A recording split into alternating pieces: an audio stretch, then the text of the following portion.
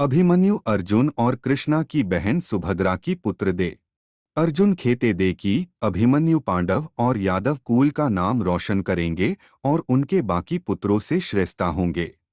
एक बार पांडवों ने राजा विराट की सहायता की थी कौरवों को हरने में। इसे खुश होकर राजा विराट ने अपनी कन्या उत्तरा का विवाह अर्जुन से करने का प्रस्ताव रखा। परंतु अर्जुन ने कहा कि मेरा पुत्र अभिमन्यु भी शूरवीर है, आप उसके बेर में सोचे और मैं अर्जुन उत्तरा को पुत्रवधू के रूप में स्वीकार करूंगा।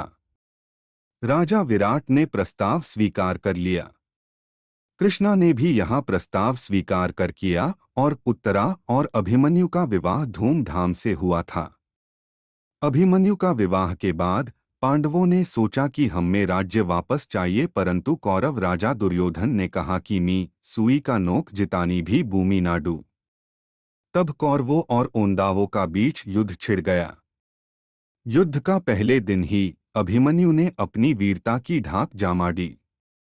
युद्ध का दूर शिखंडी की आड़ में अर्जुन ने अपने बाणों से भीष्म को धार शक्ति कर दिया। तब कौरवों का सेनापति का पद गुरु द्रोणाचार्य ने लिया। गुरु द्रोणा को युधिष्ठिर को जीवित पकड़ाना था, परंतु जब तक अर्जुन और युधिष्ठिर साथ रहेंगे यहाँ मुमकिन ना होगा।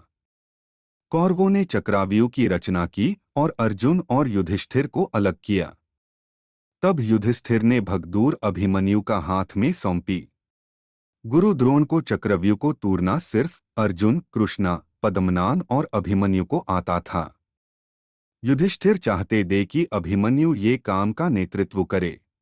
यहाँ संकर अभिमन्यु ने कहा कि ठीक है, परंतु यदि खतरा बढ़ जाए तो मैं चक्रव्यूह से बाहर नहीं निकल सकता।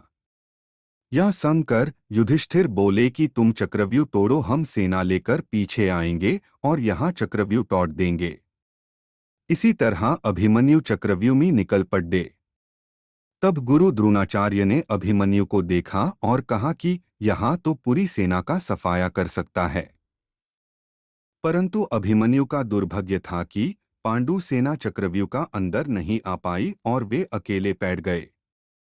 लेकिन अभिमन्यु इतनी वीरता से लड़े कि धरती कौरवों की सेना की लशों से लथापथ हो गई।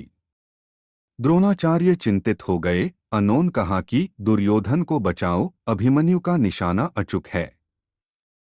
अनेक योद्धा तुरंत दुर्योधन की सहायता को पहुंचे और उसे अभिमन्यु से बचाकर लगाए। फिर कर्णा अभिमन्यु के तरफ पोचूचा उदा करने पार उसका बाण कर्णा के कवच को भी भीड़ दिया। गुरु द्रोण ने भी अभिमन्यु के उदा कौशल की सराहना की। अभिमन्यु ने दुशासन को भी बाणों से बेहोश कर दिया। दुशासन का सारथी अपने स्वामी के प्राण बचाने को रथ को वहां से भगा ले गया। अब कर्णा ने अभिमन्यु पे प्रहार किया, पर अभिमन्यु ने कर्णा के सारे बाणों को निष्फल कर दिया और उल्टे बाणों का बोचूर किया। कर्णा पीछे हट गए। अभिमन्यु ने दुर्योधन के पुत्र लक्ष्मण की जान ली। यह देखकर दुर्योधन ने कर्णा को कहा कि मारो अभिमन्यु को। गुरु द्रोणा ने भी कर्णा को हाय कहा, तुम ही इसे मार सकते हो। दुर्योधन ने कर्णा को कहा कि तुम अभिमन्यु के रथ के घोड़ों की लगमें काट दो और पीछे से बाण मार दो। कर्णा ने बिल्कुल ऐसा हाय किया। तब अभिमन्यु धर पे आ गिरा और अपनी तलवार निकल ली और घनघोर उदाकर अनेकों को मरने लगा। तब द्रोणाचार्य ने एक बाण से उसकी ढाल तलवार टूट दी। अभिमन्यु निहता हो गया, परंतु उसने हार नहीं मानी और अपने रथ का पहिया उठाया और शत्रु पर घुमा घुमाकर वार करने लगा। पर वो चारों ओर से घिर चुका था। पर जिस प्रकार अस पर बाण बरस रहे थे, वो पहिए के टुकड़े टुकड़े हो गए। अभिमन्यु ने धरती पार पड़ी गदा उठाई और दुशासन के पुत्र के साथ लड़ने लगा। कर्णे ने यह देखा और उसे मार दिया। कौरवों ने यह देखकर खुशी मनाई। अभिमन्यु के वीरता की गाथा भी अमर है।